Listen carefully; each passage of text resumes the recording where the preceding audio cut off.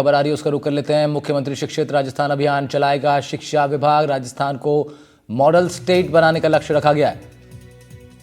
मुख्यमंत्री शिक्षित राजस्थान अभियान शिक्षा विभाग चलाएगा। मॉडल स्टेट राजस्थान को बनाने का लक्ष्य। राजकीय विद्यालयों में नामांकन बढ़ाना, शिक्षा की गुणवत्ता बढ़ाना लक्ष्य रखा गया है। अभियान में एनईपी के 202 में से 185 टास्क शामिल होंगे।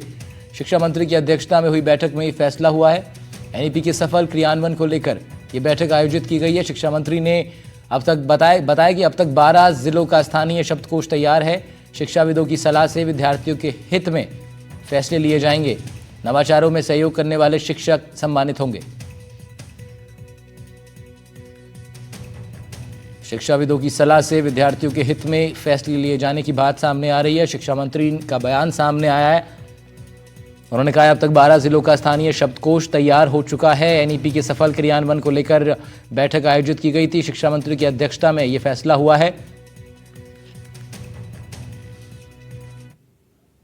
उधर भजनलाल कैबिनेट की बैठक के बाद मंत्री जोगराम पटेल और कन्हैयालाल चौधरी ने प्रेस कॉन्फ्रेंस की। बताया कि डेटा सेंटर पॉलिसी और राजस्थान टेक्सटाइल पॉलिसी पर कैबिनेट में मोहर लगी है।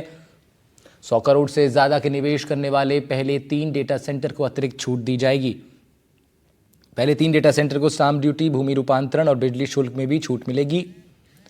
ग्रीन रेवोल्यूशन के रूप में डेटा सेंटर को मजबूती मिलेगी। मंत्री जोगराम पटेल ने कहा कि अर्थव्यवस्था को रफ्तार देने के लिए कपड़ा उद्योग का काफ़ी महत्व है और इस पर भी हमारा फोकस बना रहेगा। यहाँ भी काफ़ी छूट उद्योगों को दिए जाने की बात हो रही है। इस प्रेस वार्ता में अन्य और भी जानकारियां उनकी तरफ से सामने आई। लैंड रेवेन्यू एक्ट में संशोधन किए जाने की बात भी सामने आई है। ट्रांसफर, लीज, सबलेट समेत सभी अधिकारी इसमें शामिल रहेंगे। 5 से 50 करोड़ का अनुदान इनलैंड डिपो और कार्गो समेत अन्य मामलों में सरकार देगी। 7 साल तक 7% ब्याज अनुदान भी सरकार की तरफ से दिया जाएगा। माल की लागत इससे कम आएगी। कुछ महत्वपूर्ण बातें इस प्रेस कॉन्फ्रेंस से संबंधित आपको सुनवाते हैं।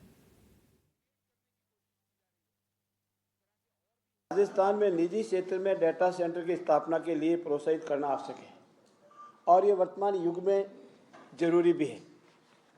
ऐसे स्थापित होने वाले डेटा सेंटर्स के लिए विशिष्ट नीति लागू किए जाने की आवश्यकता महसूस काफ़ी समय से की जा रही थी और इसी को आज लागू किया गया है।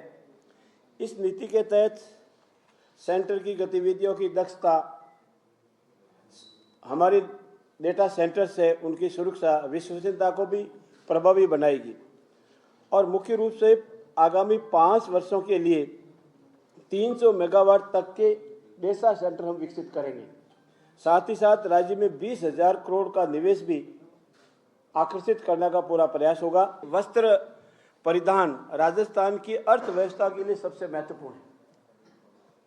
रोजगार के लिहाज से लघु उद्यम तो हमारे जो सूक्ष्म उद्यम है, लघु उद्योग जो एमएसएमई सेक्टर है उसके लिए और साथ ही साथ अर्थव्यवस्था को गति देने के लिए भी, और इसीलिए वस्त्र और परिधान क्षेत्र में सेक्टर को सबसे महत्वपूर्ण माना गया और इसी कारण आज इस पॉलिसी को मंजूरी दी गई है।